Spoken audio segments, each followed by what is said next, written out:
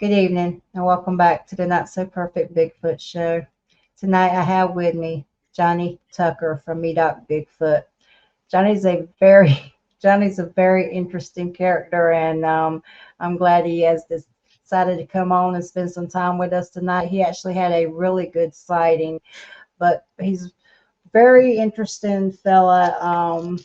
When I first heard about Johnny, it was from Matt Hooper, and I remember Matt Hooper telling me that you have to really pay a lot of attention to Johnny out in the woods because he will take off by himself and he will get gone That's for true. a long time. And Matt thinks a lot of you, and Yeah, I think a lot. I that think a is lot how of I Matt come too. to know He's you. yeah, Go ahead. yeah. I think a lot of Matt too. He's helped me out on a few of my audio clips, cleaning it up and stuff like that. So, but and we've been out. Matt's been up to Medoc before on a couple different occasions, and we've been out. And yeah, I think the world of Matt. I do too. We bump heads every once in a while, but he's still my buddy, and actually, I'm very proud of him. He's making a lot of leaps and bounds out there, and both in his personal life and in the Bigfoot world. And he's our brother, and we're here to support him. And if he's listening, Matt, this one's for you, buddy. You, he's like Johnny. You're like his superhero the way he talks about you, buddy. But I mean, you're originally from New York, and you moved down to North Carolina a while back. No, that's right. I just want to throw out a disclaimer just before we get started. If you hear my alarm system going off in the background, it's not the men in black trying to break in the house. It's just my wife coming in from work. And also, I'm not claiming to be any kind of expert at all on this. I just been doing this for just under 5 years, and I just had the interest in Bigfoot and in the phenomenon ever since I was a little kid. And I just happened to live down in an area that it's active, and it's in my heart. Well, when you first got into actually going out researching, you didn't have your first sighting for 3 years. 3.5 years. Yep, I've been tramping through the woods and doing audio work, going down into the creek beds trying to look for footprints, and going out there in the dead of summertime, sweating my tail off. And and when I had the sighting, I just happened to be in the right place at the right time, and I just couldn't believe it. Now, was that Halifax County? Because that is a beautiful county, beautiful. Yes, it's in Halifax County. Yep. So for 3 years, you originally hooked up with those boys from Medoc, and they're also from New York originally. Some of them are. And Yeah, the from one guy is that runs the museum. Down around New York City, and a few other guys are from Raleigh, Burlington area. But I would have to say about 90% of the time I'm out there by myself. It's really hard to get everybody's schedule all together. And since I'm really close, I mean I'm probably about a half hour drive from up there. I'm out there quite a bit, free time and all, and I'm pretty much like I said, 90% of the time I'm out there. And a lot of the guys, because of the snakes and in summertime it's hot, and the ticks and everything, they really don't like to venture off trail, and I'm just the opposite, man. I feel like I'm a dog on a leash, and then when I get there, you just like you take the leash off, and I'm just out. and that bird dog is gone. Yeah. So So at what point, I know you had an interest as a child. At what point did you decide to actually get out and start to actively try to have an experience? What turned the tables on wanting to do it and actually doing it? Well, when I moved down to NC here, I always thought that I always kind of related Bigfoot with being up in the mountains there. I mean, me and my wife, we went hiking a few times up on the Blue Ridge Parkway. I think it's Julian Price Park, and I seen a couple tree structures up there, but really didn't really hear anything. And then later on, when I seen the show Finding Bigfoot, when they were doing the episode in the UR, I kind of realized maybe this stuff was closer than going all the way out to the mountains.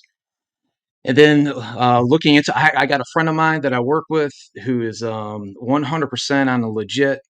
His family's got some property about 40 minutes from me on the outside of Raleigh. And he posted one time up on Facebook. It was either his post or he responded to somebody's post.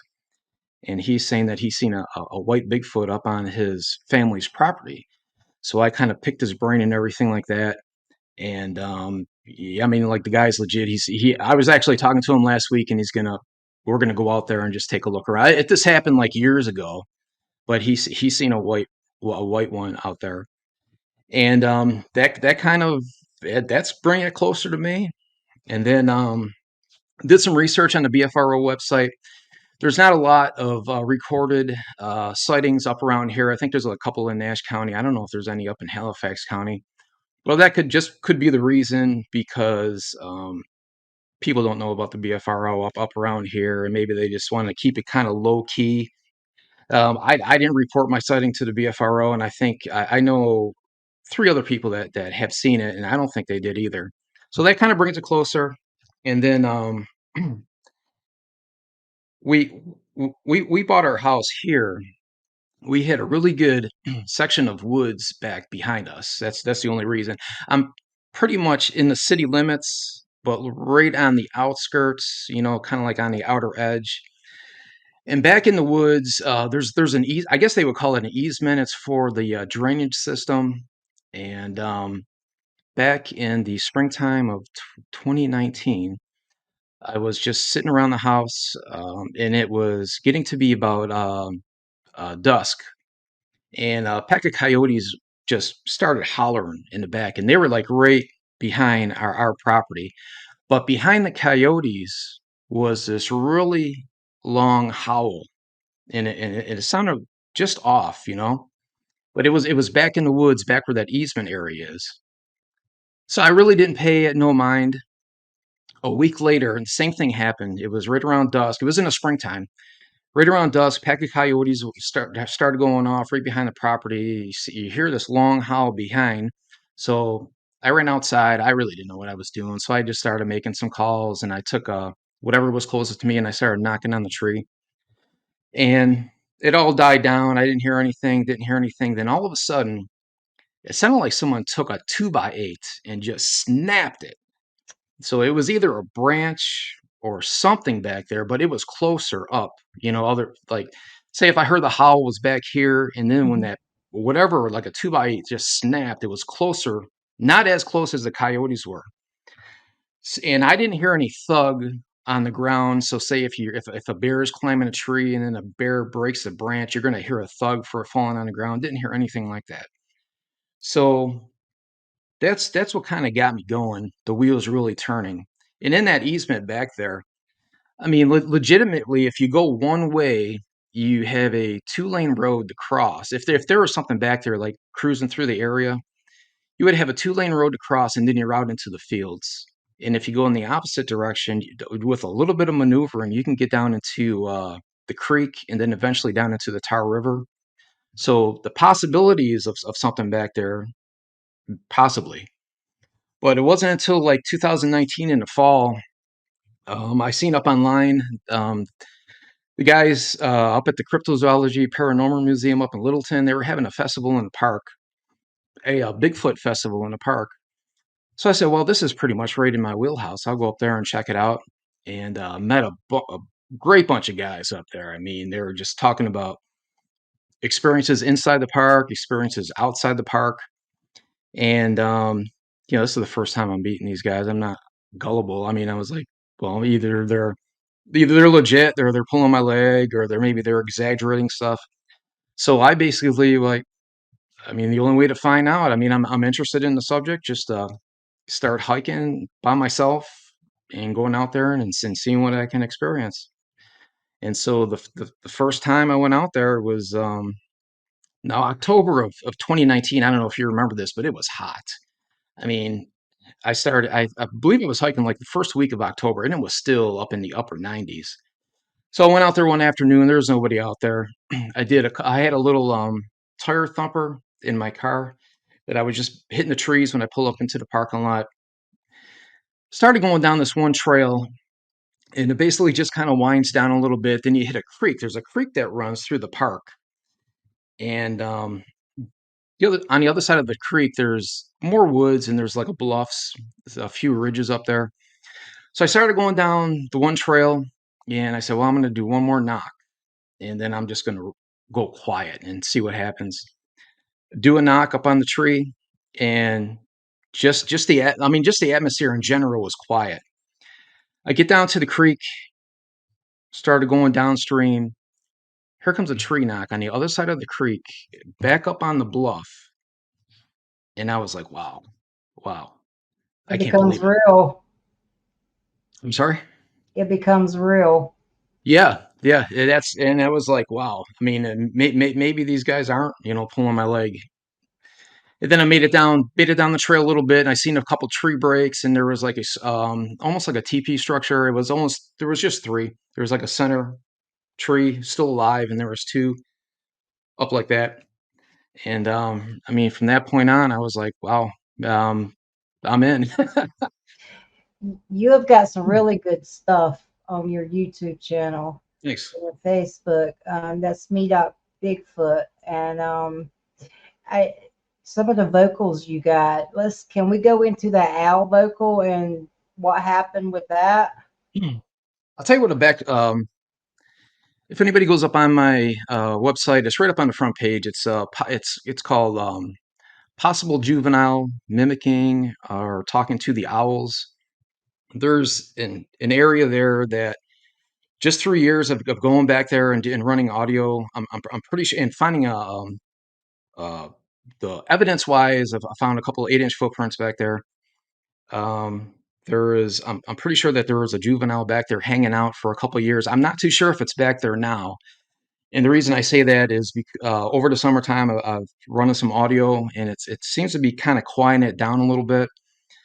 Um, so the owl, if anybody go on my website and give it a listen. What you're going to hear is a higher pitch, and it's going to go whoo whoo whoo over and over again. And then at the end of the audio clip, there's an owl that actually answers it. So the background story on that is back in September of 2020. Um, one night it had rained a few hours, so I got a hold of a few people, and I was like, I'm gonna go up to a certain area up there, and since it rained last night, I'm just gonna do a little hike and see if I can find any footprints. So it was myself and about three other people. We met up there about 8:30 in the morning, and went down this one service road, and it wasn't like a real downpour rain. I mean, and plus the like the substrates there is kind of like rocky and clay. So if anything is turns out muddy, it's really sparse. It's not the whole majority is like mud. Like you're walking down a service road and there's like mud all over the place. But we got there at 8:30 in the morning and walked down the service road, and sure enough, there's a fresh right footprint up in this area, up in this one muddy area that a friend of mine casted, and it was right along the service road. So we go down a little farther, and we find a left footprint.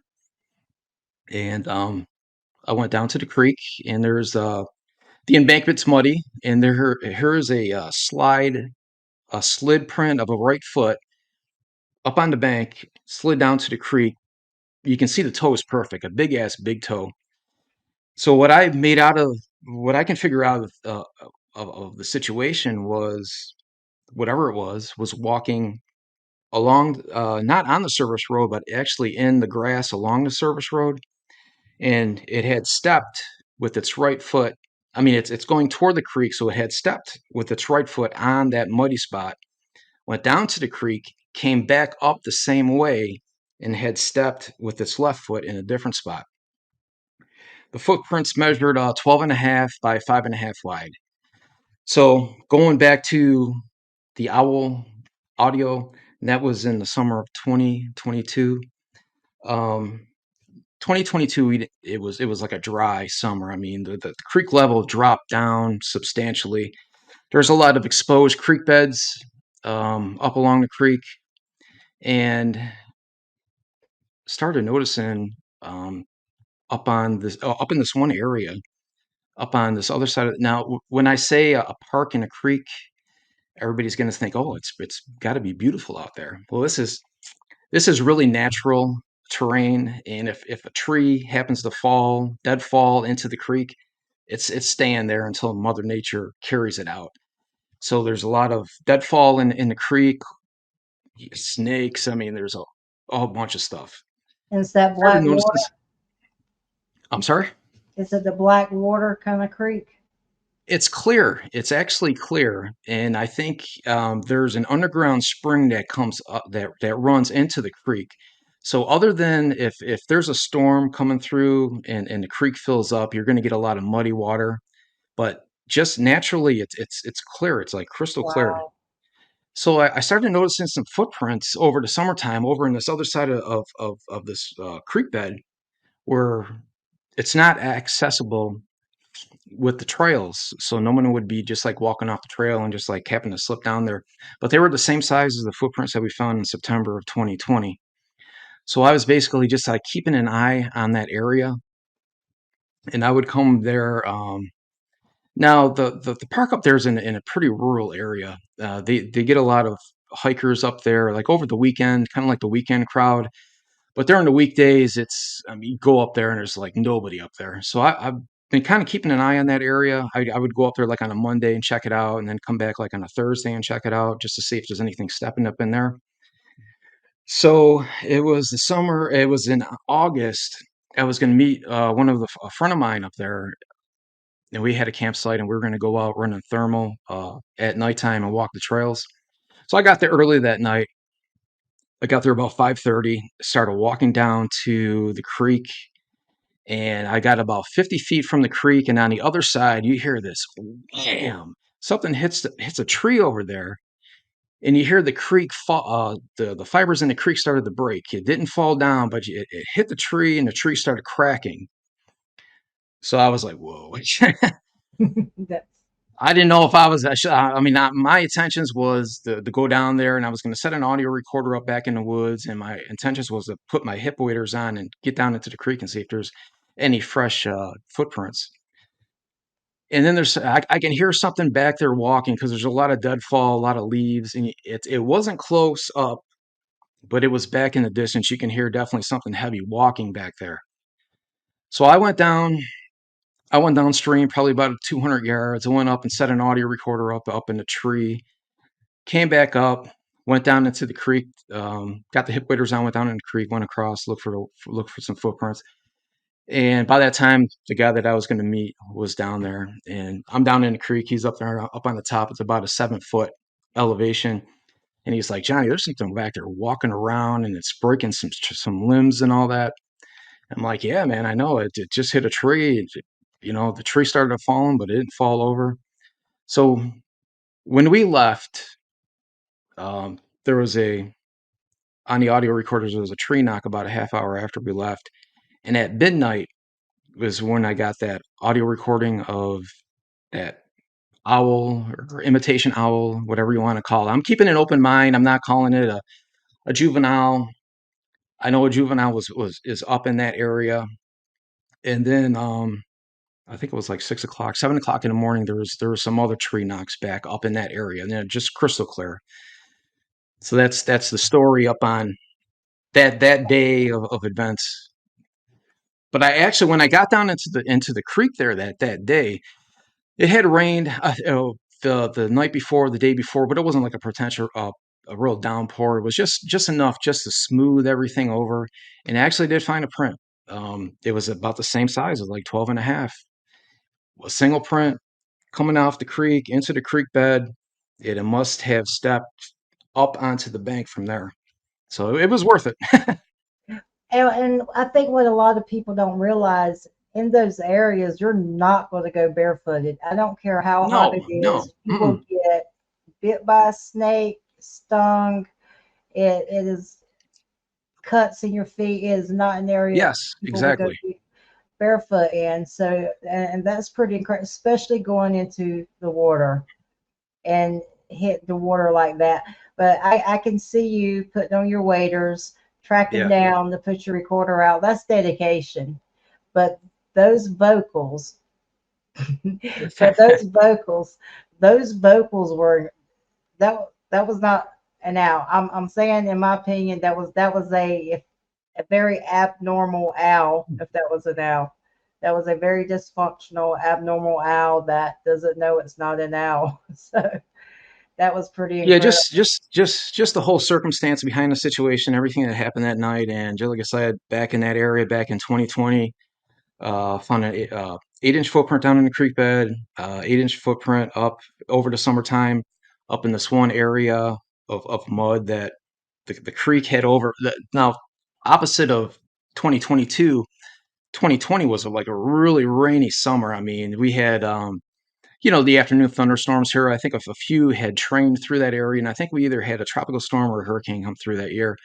So the creek basically just flooded. I mean, it rose up about 15 feet and flooded everything Oh. out of there. And so this one area back in the woods, it created this big mud patch. It was beautiful. It was like about 30 feet long, and at the widest part was about 6 feet wide. And how I got that one little footprint was I was back there one day and I put apples right smack dab right in the center of that. So you had like 3 feet on one side, 3 feet on the other side. So put two apples up here, two apples up here. Anything steps up in there, you're gonna see the footprints, raccoon, possum, whatever. So I came back the next day, two apples here. There was some bites taken out of it. I imagine it was a raccoon or whatever. The two apples up here, totally gone. There's nothing around that whole area within like a 2 foot span. There's a left footprint, which was right on the edge. And what it looked like it was doing, you can see the heel, but it looked like it put its weight up on the toes because the toes were kind of pushed into the mud a little bit. And what I got out of it is maybe it had stepped with its left foot and reached over and grabbed him. And that's how the weight got up on the top part of his foot. Had to trick him. That's incredible. Yeah. They know you. They are very familiar with you. I mean, they probably know when Johnny's coming. Is that the only time you've left apples out? Quite a bit. Yeah, quite a bit. A couple years ago, like I was on midnight shift, so I was up there 2 or 3 times a week. I mean, you put apples up in the trees, and I know the raccoons, possums, they all get them, and you Yeah. kind of that's fine because it also leaves the scent of the apple up on the tree. And I try to if there's like a fork in the tree, I try to wedge the apple right down in there. So if a raccoon's going to get them up, make them work for it. But yeah, there's that area there. I would go down there in the morning time, and there would be a knock across the creek. And the one time I went down there, I think it was in the summertime. Um, got down, and I didn't have anything with me. I didn't have my base knocker or anything. So I got down to the creek, and there's I'd say, downstream, probably about 150 yards, maybe 200 yards. Here's a knock. So I was just doing cheek pops. So it knocked whatever was down there. So I cheek popped and I was walking downstream.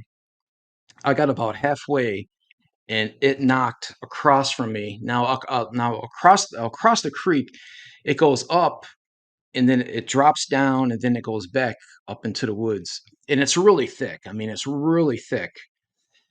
So it knocked when I was parallel with it. And then I went down to where it was and it came back up to where I was and I was still popping. It knocked when it came back up. And then I came back up and just like sat down on the bank and it was like pretty quiet. And I was just doing cheek pops maybe like once every 3 minutes or so, just to see if anything would happen. I had some binoculars with me, but like I said, the overhang with the leaves, the branches and everything. I mean, you can see anything. So the cheek pop I did last, I got it up on recorder up on the website. I did the pop. You hear a hawk squawk, and then you hear like a crystal clear tree knock back here, just And then Wow. I did a couple more pops, and then it sounded like something jumped. It sounded like something jumped in the creek down where it was initially, but what it ended up being was like a dead branch got thrown into the creek. So I was thinking, well, maybe I gotta get out of here. Yeah. I'll cut my losses. If it was a good day, I head back up. But maybe they familiarize myself, going up there. I was going to say, I think they're really intelligent. So I mean, they have to know when Johnny's coming. Hmm. And the thing is, you've gone there enough to notice patterns, to Yes. know Yeah. what they're, and you have probably gone enough for them to know your pattern. Do you ever change it up and get a different response? Do you like change your pattern or the way you go in just to see if something different happens or you get different responses? I used to do a tree knock when I first went out there, and just one knock, Hmm. just to letting it whatever know. And then I kind of stopped doing that after a while. My way of doing things, I like to kind of go real stealthy and just quiet and just kind of hopefully sneak up on something. But that's the only change up I've made. But everything else is the same. Like I wear the same color clothes. I do the same routine, basically, and it's worked out pretty good. Yeah, you're getting results, but you don't just stay in that area. You go I'm all anywhere. over the place. Uh, Yeah, I mean, why that's I mean, go I ahead. mean that's what you got to do, man. You got to look at. I mean, you think of you think of their perspective, and they're like, okay, people are predictable. I mean, they're going to be in there at a certain time. They're going to be out at a certain time. They're going to keep to the trails, and if they're going to be there overnight, they're going to be confined into a campground. So I would think that they would think that people are pretty predictable. So what you got to do is just be unpredictable and go off trail different times of the day, different weather. I mean, I've been out there when it's raining out, when it's misty out, trying to catch something. I'm going to use Matt's words. Okay, You could be pretty ballsy out there. Those are Matt's is words. that what he said? And you can Yeah, be. He says I Johnny's mean, really ballsy. Um, have you ever been in a area where you felt like you just needed to retreat and not be there? one time I was out there. It was in the middle of winter time, and I was hiking through this one section of woods, and I know I was the only one out there, and I was actually trying to cut through this one area, and there was a tree knock ahead of me, back probably about 150 foot. Actually, there was a ravine I was heading back there to check out because if anything was in the creek, there was like a big area and it was muddy. That's if something was coming out of there. I checked that periodically just to see if there's any footprints in there. But when I was back there, there was a knock, and I kind of got the feeling, no, I'll head back out this time. And I'll tell you another time, um, it was the second time I went out there hiking. I went up in the opposite direction. I went upstream, and I got out there probably about 2:30 in the afternoon. This is later part of October, and I took this one trail. I think it's probably a couple miles, 3 miles. It's kind of like a loop trail. Went up the creek and made it to a curved part. And the curved part, you go through a narrow section of woods. You go up a little over a couple hills, and then you empty out in a field, and then you can go back to the parking lot. So I made it to the curve, and I was checking out some. There was a big X there, and I was checking out some tree breaks, and I was taking pictures of it. And it was getting late. It was probably at least 4 o'clock or so because I was taking my time, looking around. But I had the weirdest, strongest feeling that you're being watched, that there's something's out there, and I described it as just having anxiety. Just it was something really strong, and I was like, well, up in this one area, the area that I had to go through to get out of there. So I was like, well, if I take the long way around, it's going to double my time. And so I just gonna have to suck it up and just go through there. So I started going through there. I did one knock, and somewhere out there, there was a dog, and it was barking because there's a lot of stray dogs out there, just hunters losing their dogs or whatever. But there was a dog barking, and it wasn't close by me. It was somewhere out, and the dog was just barking just once in a great while. So I made it through this narrow part of the trees.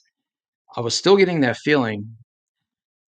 Got through there, got down into an open spot up and over a couple of hills. The dog is still barking, and it's barking even more and more.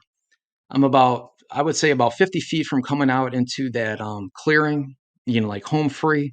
And at that time, it was probably about 4:30 in the afternoon. So sun was down below the trees, and it was getting dark. Dog was barking even more and more. And then all of a sudden, back where I was, comes this comes this yell. Okay, and the only way that I can describe it is it was really powerful and it was really deep, and it was like a Oh, wow. and when it did that, when literally when I say the woods shook, that is what happened. I mean, it was so powerful. I don't know if it was doing it at me. I don't know if it was doing it at the dog because the dog shut up right away.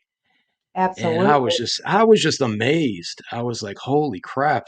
I went home and I got up on YouTube and I looked up black bears because there's black bears up in the area up in the eastern part of the state.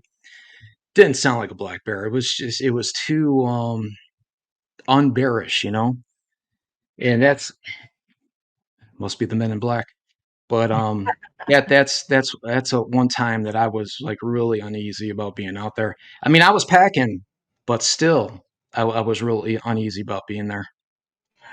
You know what I like about what I'm hearing about you? You try to immediately debunk something before you support it. And I like Yeah, that. But all of this work you put in, time and time again, you go out and you are the definition of boots on the ground. It paid you off. got you got to kind of debunk that stuff because if you hear something fall in the creek, you probably right away you think somebody threw a rock and it landed in the creek, but you also got to consider the time of year. You have acorns up in the tree, and the acorns might plug into the water. And you also got to think beavers. I mean, beavers floating around in the creek may have splashed their tails. So there's a lot of stuff to consider. I mean, even tree knocks. You got to consider woodpeckers. I mean, even those big red-headed woodpeckers. I mean, when they knock on the tree, it's almost like somebody knocking on the door. And up in that area too. I mean, gunshots. You got to consider gunshots. So there's a lot of stuff to consider if you hear something because not everything's all Bigfoot related. Do you see a change in behavior or the change in the atmosphere in these areas when hunting season is around? It seemed like I noticed like in September it Mhm. starts picking up for some reason. I think I'm not a hunter, but I think isn't dove season or bird season start around September. I, Um, but yeah, I mean, you got to consider like a state park. I mean, it's like 3,900 acres. I mean, it's even not even specifically to a Bigfoot, but to like deer and game. I mean, that's kind of like a safe haven, during hunting season because no one's going to be in there hunting, shooting guns and all that stuff. So it's kind of like a safe haven. but all of your work in the field it paid off in April. Yeah, April of last year. Yeah. Can we go into that? I'll tell you a little background story about something I seen back in the summer of 2022. I was actually going to meet my buddy out there. We were going to do the same thing, get a campground, get a campsite, and then head out there at nighttime with the thermal cameras. I was on this stretch of road, country road, 2-lane road, and it had been probably about 6 o'clock. So you're I was running a curve and coming up into a very straight part of the road, and you're my eye just naturally just like kind of like looked and was like watching the left hand side. And your color schemes are, that time of year are, black, green, just darker colors. Like I said, it was probably about 6 o'clock at night in summer. Running a curve and up when I got to the straight part, up about 150 feet. So I'm looking, you know, color scheme black, black, shadow, green, reddish brown. There was something that was now from the road to the tree line. There's probably about 15 feet of tall grass, probably about 3 foot, maybe 4 foot tall. Well, whatever it was one step out of the tree line up into the tall grass. I seen it because it stood right out because it was a reddish brown. 2 seconds, boom, into the trees. And can't say for sure what it was. And I really didn't make a big deal about it. I think I only told about 4 or 5 people what happened. But what it looked like to me was something facing traffic. There was a car right on my ass behind me. We were coming up, and what it looked like to me was went into the trees, but led with its upper body and kind of did like one of these. But I didn't, like I said, I didn't make a big deal about it. So December of 2022, I ran into a guy and can't say what he does for profession, but he's pretty legit. He knows a lot of stuff about wildlife and all that stuff. I was wearing a Bigfoot hat and ran into him, and we started just talking. And he said, according to him, he was on this stretch of road, not the stretch of road I was on. I say between where that was and to where he was, had to been about 3 miles. And he was going down a dip right before lunchtime, and over to his right. Now this is December, so like all the leaves are off the trees, all the brush has died down. Off to the right, inside the tree line, something reddish brown, big, and it books right up into the trees. I didn't tell him what I seen, and I was just kind of like picking his brain. I was like, "Well, man, you sure it wasn't like a dead tree or maybe some dead leaves? And the way that you were going down, it kind of like made it look like something happened. Or you sure it wasn't like a hawk that kind of like flew into the tree Yeah, I line?" mean, you use reverse Right. psychology on them. But he said he wasn't sure. He didn't know what it was. He said it was big. He said it was broad, and he's about my height, about 5'9". And when he was describing how tall it was, I mean, he was standing on his tippy toes, and he was like, "Man, it was like this tall." And he even said that he had to pull over alongside of the road and like just get his composure back. But the reason why I brought that up is because if I put a lot of time and effort into this, and if I was, like I said, I only probably told about 4 or 5 people this, didn't make a big deal. But if I was to see something, I told myself at the very start, if I was to see, I need to be 100% sure, you know, Mhm. just so. Anyways, last year, April 14th, I was on that same stretch of road going in the opposite direction, going around this curve. It was just to give you an idea of what the day was. It was 2:30 in the afternoon. It was overcast. There was no sun out, so there was no sun, you know, uh, Blinding you. projecting any weird shadows up on the pine trees and all that stuff. I came through this curve. There is a straight part of road. You go down to a hill. It's really a gentle incline up this hill. And I was probably about 220 yards to the bottom of the hill. There was a truck and a trailer coming down the hill. And over to the right hand side is there's something standing there. There's to give you an idea, it's a country road, 2-lane country road. On the left hand side, I mean they're both shallow shoulders, so you really can't park there. On the left hand side, it's even more shallow. There's probably about a 3 foot step up, and then you're into the woods. On the right hand side, there's a tree line back here, and there's probably about 20 feet of tall grass, and it's just a mixture of like clay and rocks and stuff like that. So I see something standing there up on the side of the road, and when I seen it, the truck and the trailer, it was an empty trailer. I don't know if you're familiar, like it's like a big. I think one brand name is called like a Big Tex. It's like a fifth wheel hookup, and but nothing was on it. It was empty, but Yeah. still, like you got the fifth wheel hookup, and it's still up probably good 6 feet. So when I first seen this thing, it was right where the hitch was on between the truck and the trailer, right? So what's very important about this is that I was watching the left profile of it the whole time when I walked across the road. The the left arm, and the head was darker than the body color. It's probably black or like a dark brown. The body color was like a light tan, and that's what made it stand out right away because of the dark color. I mean, I just seen it right away. But anyways, seeing something standing there first, I mean, all these thoughts are going through my mind. I was like, man, that looks like a broken off tree, you know? But can't be a tree. I mean, it's away from the tree line. I mean, it's like halfway between. So second thought I was, well, it's probably a hunter. I mean, a lot of people hunt up there with dogs, and a lot of time they lose their dogs up in the woods, and you see them driving around trying to locate their dog. So I'm thinking, well, it's probably a hunter just trying to locate his dog. First red flag that came out, that the first red flag was, even though that the truck and the trailer was coming downhill, it was much taller than like the highest point of the truck and the trailer at that time. So what it ended up doing, I was cruising up at it at 50 miles an hour. Truck and the trailer came down past it.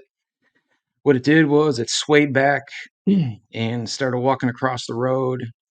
And by the time it got to the center lane, I can start making out the head, the shape of its head, the side of its head. Never seen anything like this before in my life. Um, what I Wow. kind of described it before is, if you look at if you go up online to Beauty and the Beast and you see the cartoon and you look at the side profile of the beast, the head on this thing kind of, and the way that it was positioned on its body was looked like that. So its head, it was elongated. It looked like a football shape. It was freaking huge. It was pointed, peaked on the top. It was peaked down on the bottom, and it wasn't up on it. Like I said, it wasn't up on its shoulders. It was more down and forward, almost like Like almost it like it had had like a really small, almost like I had like a small neck or no neck. Or what's also possible, if you see the guys like in the strongman competitions, like their traps and their shoulders are just so bulky that it kind of like pushes their head forward. That's what it looked like. And it almost looked like the bottom of the head was almost like resting up on the top of its upper chest. And it walked with it's had a long ass arm. I mean, the hand went all the way down to its knee. And what I had thought was a tree at first was its arm. At that distance, the width of its arm almost looked like the same width as a telephone pole. And what it did was its arm was down to the side the whole time. It never swayed its arms like this, that, or anything. It was down to its side the whole time. And the thing glided. I mean, as smooth as silk across the road with no movement at all. And I am just zeroed in on the shoulders and its head. And it got to the other side of the road where the step up was. It stepped up. It turned just slightly away from me. I seen the right shoulder blade. I seen how it was light tan color, and it went up into the woods. I mean, it looked it looked like a monster. I mean, it was all incredible. all of this work you put into all of the time in the field since you were a kid, your interest, all the times you went out when you didn't feel like it or you had to make the time to squeeze it in, it paid off in that moment. Yeah, I was in the right place at the right time, and I How was hard it looking in the right direction. I mean, I could have been fooling around with the radio, dozing off, looking around, but I just happened to be just paying attention. And like I said, with its head and its arm being darker than the body, it stood out. It was just like stood out just like that. And I lost when I went into the woods. I was just going down to the bottom of the hill. I was right on that straight part the whole time. So looking up at it when I had the best view was probably about 200 yards. And like I said, that the head was black, but if you're looking at a football, the outer part in the center of it appeared to be a lighter color. Like I don't know if that was the face. I mean, you look at it, the side of a gorilla's head, and the gorilla's face is like down, and its head is long like this. So it's possible that the face was in the center of it. And it didn't look at me the whole time. I was looked at its side profile, and its head was kind of cocked a little bit. So imagine if the face was in the middle, it was looking straight ahead, where it was going, and it took its time going across the road. I mean, the whole thing took, from when seen it there standing to when it went in the woods, it was like about 7 seconds. I mean, if it would have ran across the road, I mean, it's a 2-lane road. I mean, it could have done just like that. So I don't know. I'm thinking that maybe it didn't see me because I was driving a gray a two-door Altima, so my car is pretty quiet. And I'm thinking maybe it didn't see me down here, and it was just like really focused on getting over to the woods on the other side. That's the only thing that I can make out. I'll say this, and this just comes from my law enforcement background. Gray and silver vehicles blend in to an overcast road, especially a Yeah. black car that's fading. They Right. just kind of Yeah. blend. So if they don't have their lights on, sometimes you just don't see them coming. Right. And so that makes sense. How long did it take for you to digest what just happened? I knew it was a Bigfoot right away. I mean, I knew it was just up looking at it. I 100%. I knew it was a Bigfoot right away, and I was just focused in on look. I mean, I don't even think I blinked. I mean, I was just looking at it the whole time. It went across the road, and I was just trying to take in everything. What it looked like, how it was moving. Oh, and its back was like perfectly straight. I mean, it was freaky. I mean, his back was straight, and it just glided right across the road. But yeah, I knew it was a Bigfoot right away just by looking at it. And yeah, I mean, I was just taking it all in. And I went back up there about 3 days later with a friend of mine, and we kind of like did like a size comparisons kind of deal. And we kind of figured it was about 7.5 to 8 feet tall. And I went and see if it was coming from the woods on the right hand side. I went back into the woods there, and there was a bunch of pine trees, kind of like stacked, in which I don't know if that's natural or not, but there was a tree break back there. And the tree breaks are usually fine is between like 6 and 7 feet, but there was a tree break back there. And then I stuck an audio recorder up into the woods where it went into and left it up there for a couple of days. Got some tree knocks. They weren't up close. They were back in the woods. They were probably down in the valley. I think it was later at nighttime, 8 o'clock, 10 o'clock, 2 o'clock in the morning. So did a little search. And people might think, well, it was 200 yards up this hill and you were 200 yards back. I mean, how good can you see that? But when we were doing the size comparisons, the guy that I was with, he was about my size, about 5'9", and he was up in the position where he was. Like this is halfway up the hill. So what also plays in my favor too is that the background was still the hill and the background was still the road, opposed to like it was up on the top, and then you might get the sky kind of playing tricks with you. Or you might get some trees kind of blocking your view. So even with him in the position doing that size comparison, when I was driving around the road, I can still see him good. I mean, I can still make out the color shirt that he had on, the color pants. I know he was wearing a black hat. So you think of somebody, if I can see it, and plus I got, like I said on another show, I got these 2.0 Walmart off the shelf glasses. So I mean, you can't beat these, man. There you But go. even that, even going where he was and where I started, I can still see him. So, but if you swap him out with somebody the size of Andre the Giant, you're gonna see it. I You're mean, going. it was fucking big. How close was your sighting to the area that you often go out to, where the creek where you found the footprints? Oh, it's not far at all. It was up here. If you go down some of the bluffs, some of the valleys, and it is not far at all. It's not far at all. And another thing that there was a guy. His name's Philip. He's not a Bigfooter. He's just like he's a power hiker. You know, I met him out there, talked to him on the phone, and he just goes out there and just like trains. I think said he was training for maybe doing like the Appalachian Trail, so he's doing like miles at a time.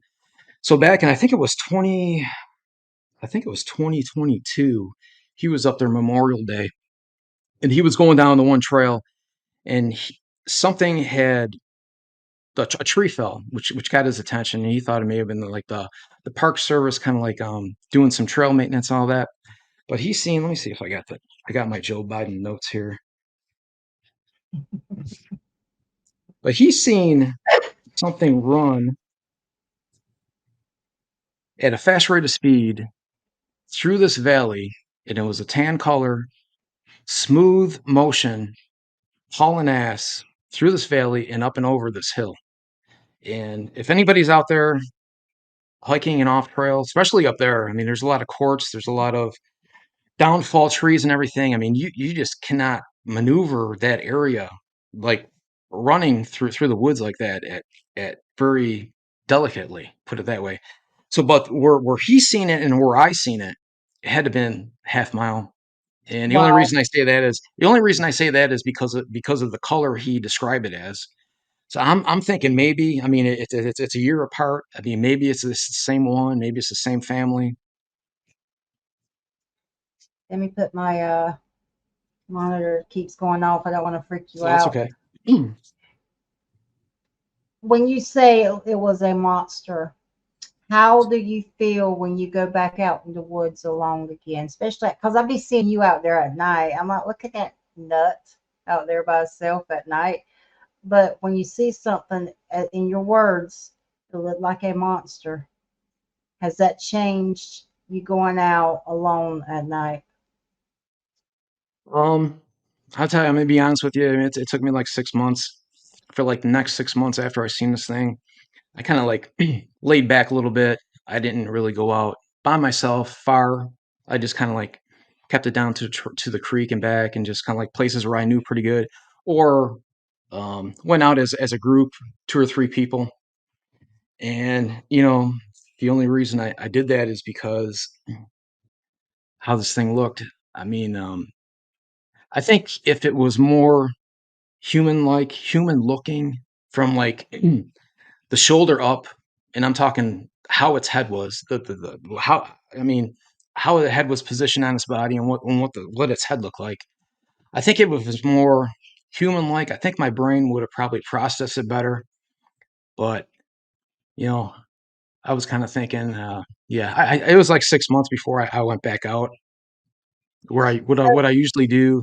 I mean, and after 6 months, I kind of snapped out of it. I was like, well, what are you going to do? I mean, you accomplished your number one goal is to find out if they exist ever since you were a kid, and you accomplished it. So do you quit or do you keep on going? So after I snapped out of it, kept on going. But it took me like 6 months because just the way, I mean, it looked monsterish. That's that's the only way I can put it. So, like, was the hair matted, or could you tell I anything? wasn't that close. I couldn't get that close to tell like the hair length. I, I don't know if it was a male or female. Um, just my assumption. I think it was probably a male.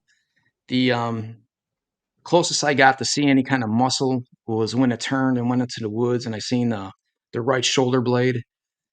And yeah, I couldn't make out. I wasn't close enough to see like all the funky details. when So my mission now is hopefully I can see one of these things again at a closer range and get a better look at it.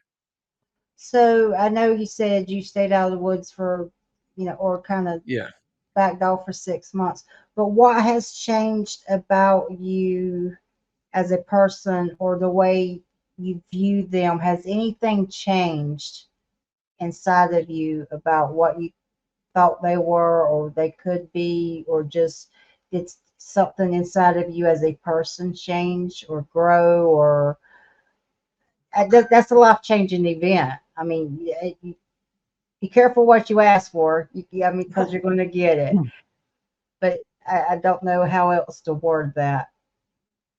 Uh, for me, the mystery is gone, and monsters are real. It is real. You need to be more careful if when you're out there. And like I said, the mystery is gone. I mean, that day, everything just kind of everything just kind of fell into place. All the tree knocks and the footprints and the tree breaks and this, that, and the other thing. I mean, everything just fell into place. It's real. I just got to be more careful. When you say the mystery is gone, is Yeah. the excitement or the lore gone, or is there still that intrigue there, or is it Well, I now just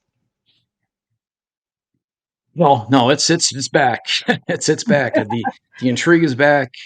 Like I said, that was like step one. Step two is that I would really like to see one of these things closer and get a closer look at it. And just like everybody who's doing this, you want to get some pictures. That obviously that's two. But for me, it's I want to see I want to see it closer. I I don't know what it is, but I need to see it closer. so when you got to look at it and now you go back, you think back, you know something was trailing you, and there's a good possibility that was what was trailing you. How does that make you feel? Well, the weird part about it is, like that yell I was talking about earlier. There was a time in December of 2020.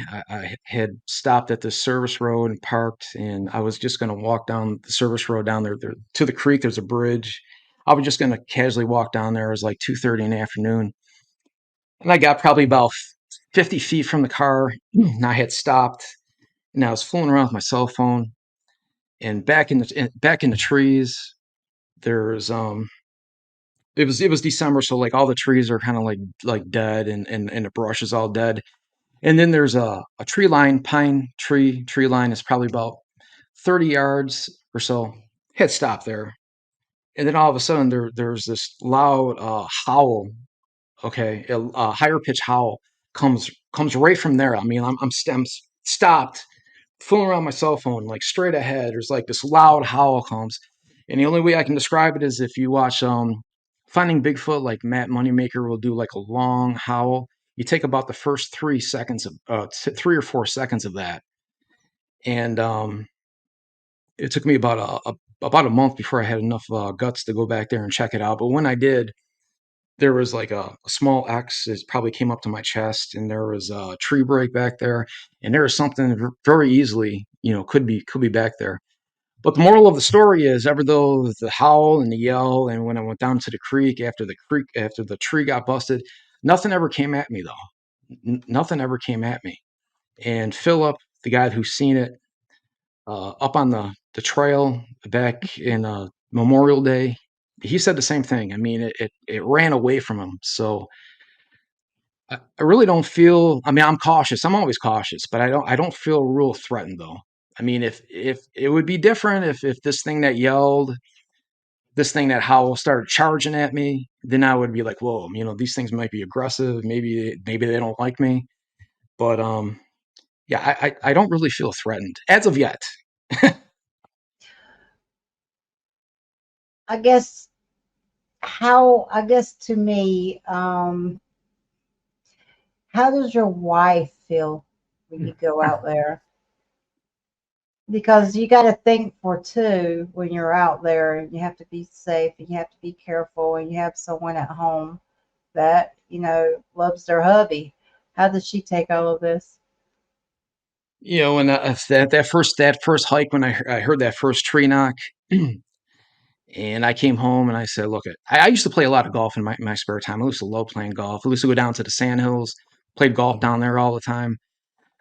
And I told her, I said, look, I went to this festival in a park a few weeks earlier and I was out there and I heard this tree knock. I said, I think there's something up with this thing. So I think I'm going to give up golf and I think I'm going to do this full time. And she was like, what? Are you crazy?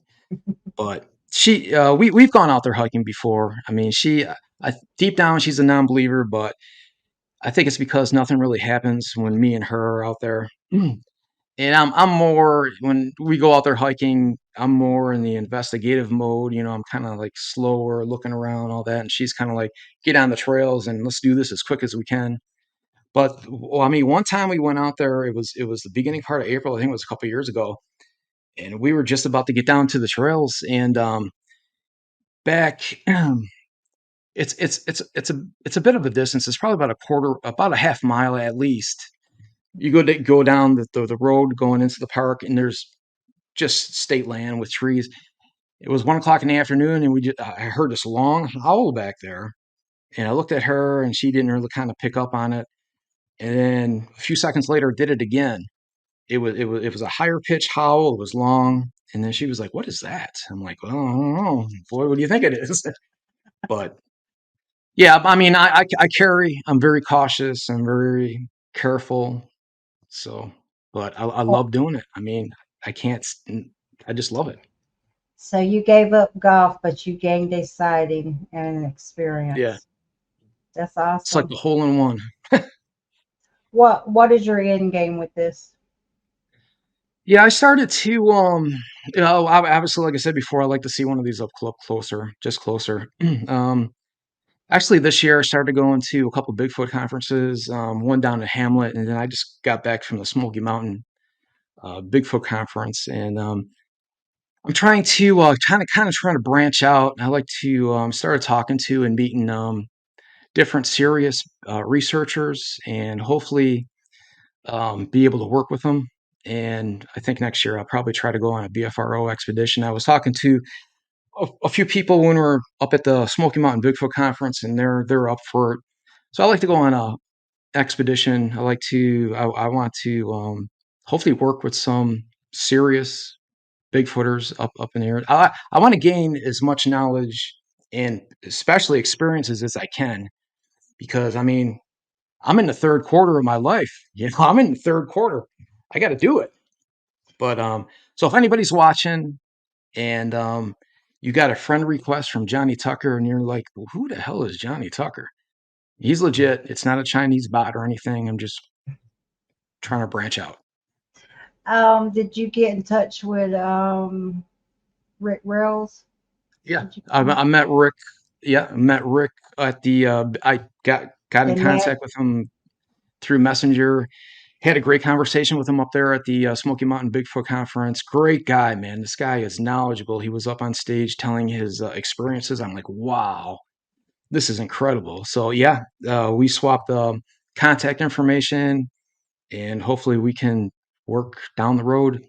I know he's on the other side of the state, but man, Was it? what a cool guy. What a knowledge. Well, I think in North Carolina we're blessed with some really good people. You don't see them out a lot or hear a lot from them, but we have really got some really solid boots on the ground people, and I think they're some of the best people you'll ever meet. And I'm really glad that you got to know him. And one thing that sticks in my mind is the video where you and Matt, some other people were out in the woods and he played his fiddle, and I just thought that was pretty awesome. Do you think the music and like when Matt goes out and plays his fiddle, do you think that drums up activity? You guys get a response from that? Let me see. You're talking about good investigators around the state. I know that your husband, and your inner circle are excellent investigators down in your area. So props to you guys. But yeah, I mean, sure. Um, yeah, we went out that one night. And he was playing a fiddle. I mean, you got to think outside the box. We didn't have anything going on that night, but you still got to think outside the box.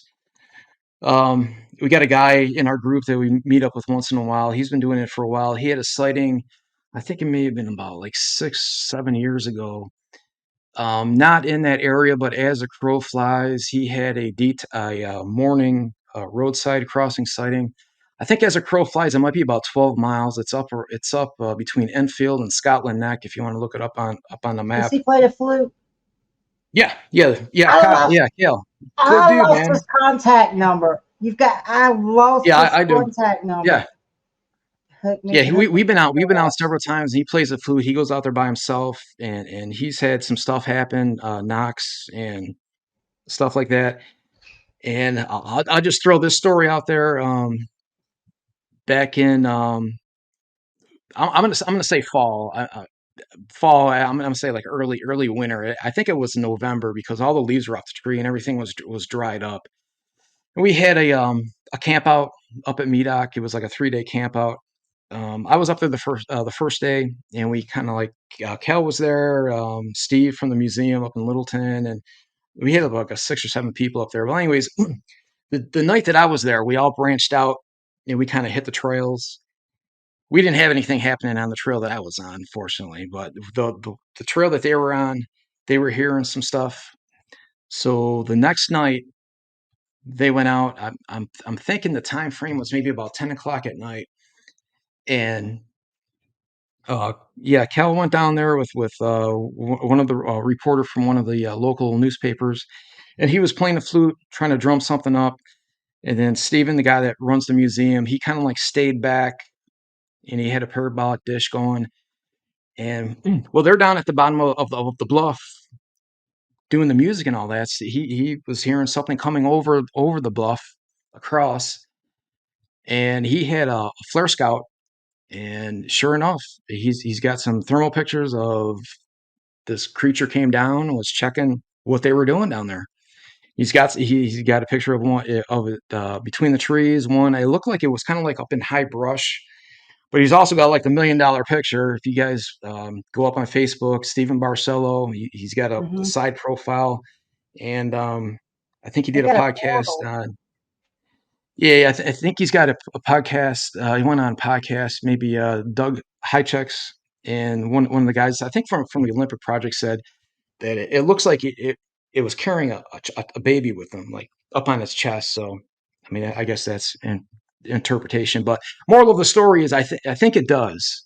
And I'm really tempted on taking like a boom box and playing just like soft music, just classical music, going out there, leaving it, you know, let it play as long as it could, standing back maybe about 50, 100 yards, nice and quiet with the thermal camera and see if anything comes up on it.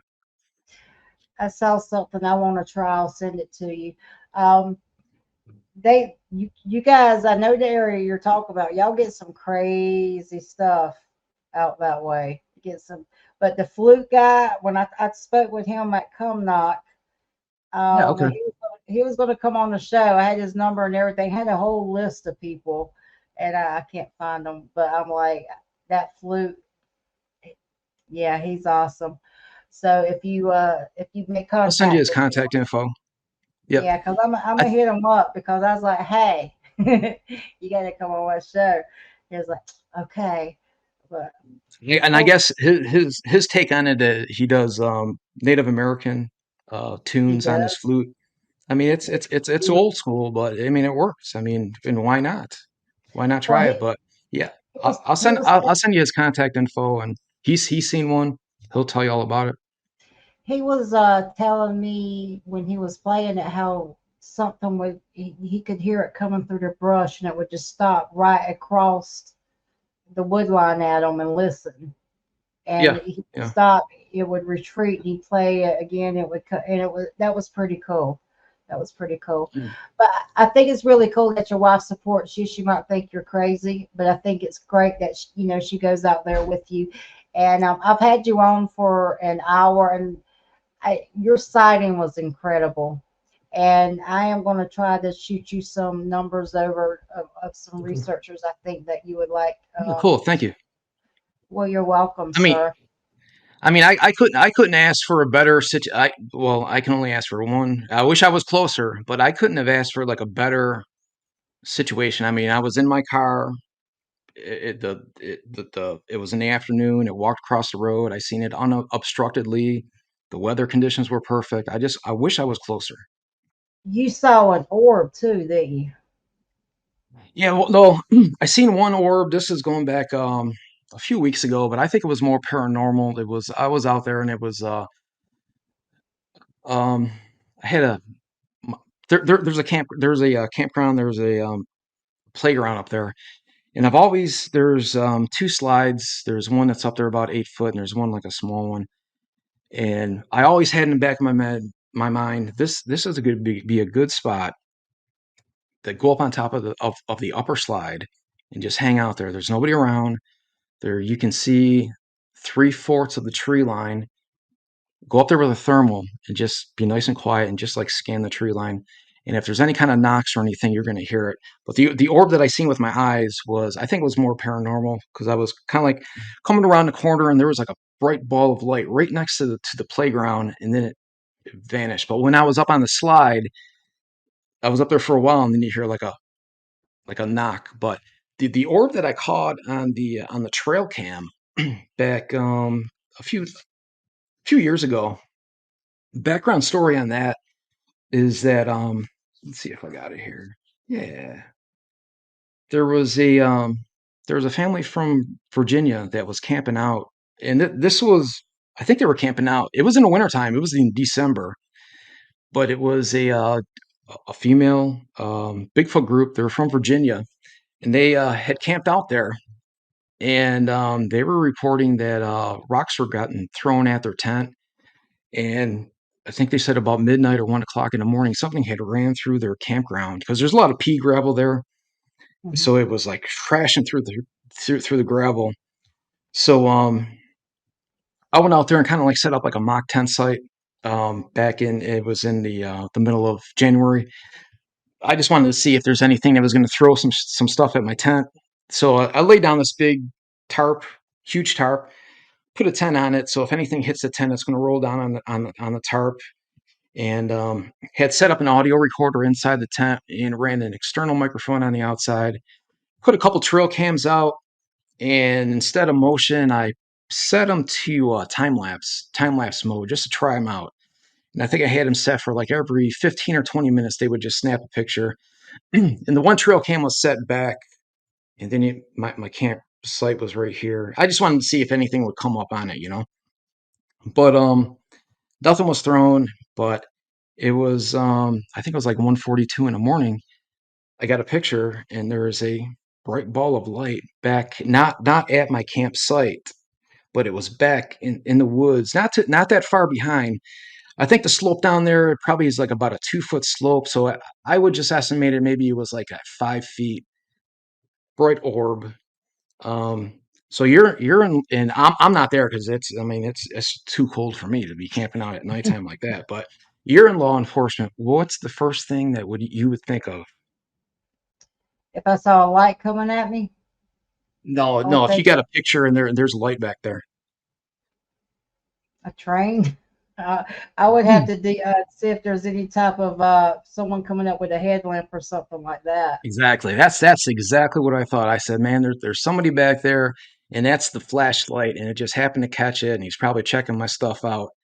Now back in there, the deadfall leaves has got to be, and that's January. It's dry. I mean, deadfall's leaves are about 3 inches, so anything moving back there is going to be like. Shh, shh, shh, shh. I checked the audio on the audio recorders at that time. I think it was like 1:42 in the morning. Nothing walking back there. And strangely enough, I think it was like a 15 minutes later, 13 minutes later, on the recorder, I got three whistles, three short whistles. They weren't really close, but they were enough that you can pick it up on the audio recorder. So I don't know if it's paranormal. I don't know if it was just like a regular spirit out there floating around or if it's Bigfoot related, but yeah, the orb, and then 15 minutes later, the three whistles. And yeah, that was pretty cool. That was a good catch too, man. I was like really surprised because That really other was. yeah, other than that time, at the playground a few weeks ago, I've never seen an orb out there. I've talked to guys, hunters. I've got friends that I work with that I hunt, and they have seen orbs out wherever area that they're hunting at, but Yeah, that was pretty cool. You told me a story of somebody relayed to you about something that was a creature that was train hopping. Yeah, that was I've never heard any kind of dogman stuff. Um, the only dogman story I heard is that yeah, a guy working for the railroad in Nome, and he's legit. I ran into him up at the Smoky Mountain Bigfoot conference. I was surprised he was up there. Actually, we were talking about what happened too, and yeah, I don't know if he was working third shift or second shift, but anyways, something had jumped off a train. It started walking away on four legs, and then it got up on two legs, and it went into the woods, off the train yard into the woods. And he described it. He said he just seen a werewolf. Plain as day, he said he's seen a werewolf. So I don't know if that was Dog Man or what it was, but it's freaky. Wow, I just think that's because if you think about it, if they know how to train hop and somebody ends up missing on the train, nobody's going to think a cryptid took them. I mean, everybody on the Mhm. train is going to be suspect, and it was really a Yeah, dog. That's the way my brain thinks. I've had you here for over an hour, and I I enjoyed really, it. I had, I've had a blast. Yeah, me Um, too. I was really looking forward to it.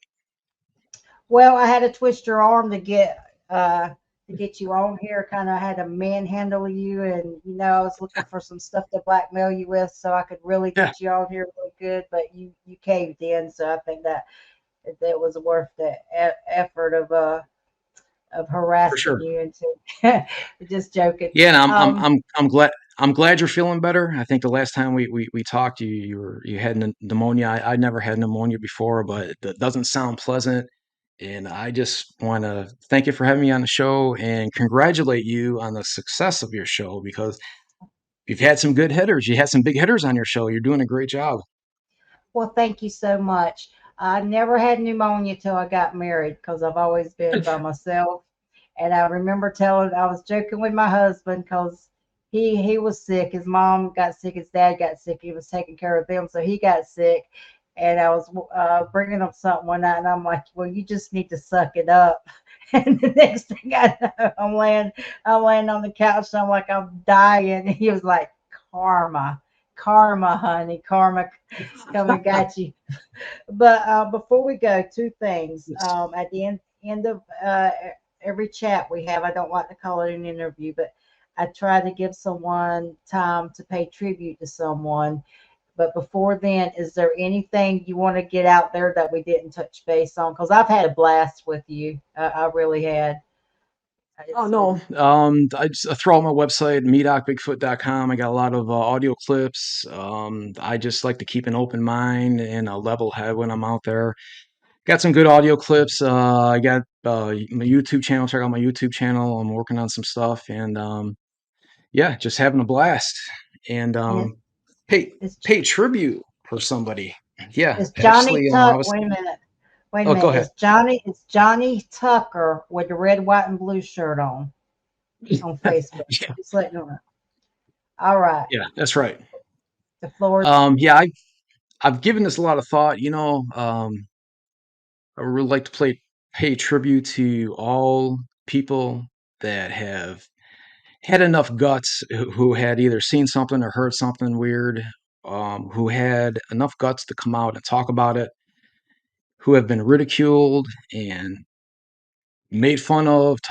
People probably talk shit about you, but I want to play tribute to you because I know that this stuff's real and you probably had a hard time coming out with it. So that's what I'm going to pay tribute to. My fellow Bigfooters. That's pretty awesome. That is pretty awesome. Well, I've had a blast. I hope you come on one night and just be like a co-host on a live show. And Yeah, cool. I will get you as many numbers. You probably know more people than I do, but um, I'm gonna hit some people up for you that I think you would like to go out in the field. You have a standing invitation to go out. Like I Thank you. said, me and Matt and Richard probably are going to try to go out at the end of September. We would love to have you. Okay, Um, thank you. Yeah, sounds good. if it's too far for you to go, maybe we'll head up towards your way and we'll find something to do. But I would really like to go out for the experience, and because you seem to be like you're on your A game when you're out there, I might learn something. Listen, yeah, and you guys got us like Matt's been up this way a couple times, and you guys got a free invitation. Come up here after they get all the renovations or whatever they're doing up there all settled down next year, and yeah, we'll have some Bigfooting. All right, Johnny, you take care and you be safe out Okay, there, you buddy. too. Thank you. Bye bye.